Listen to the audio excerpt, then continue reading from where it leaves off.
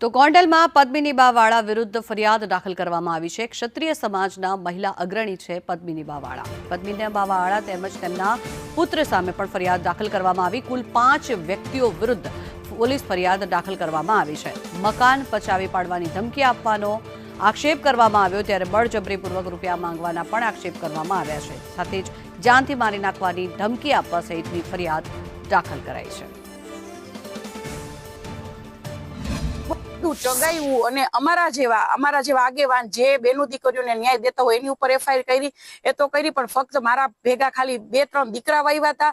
ખાસ કરીને મારા દીકરા તો મારી સાથે જ હોય છે, તો મારા દીકરા માથે શેની ભાઈ એફઆઈઆર? મારા દીકરા અહીંયા આખું અમારી પાસે ફૂટે છે, બરાબર છે। અમે ત્યાં હતા, અમે બેઠા હતા, અમે નથી કોઈ મારકૂટ કરી, અમે નથી કોઈ જાતની કોઈ એવિડન્સ નથી કે અમારી માથે જે ફરિયાદ થઈ છે એ ફરિયાદ થઈ શકે।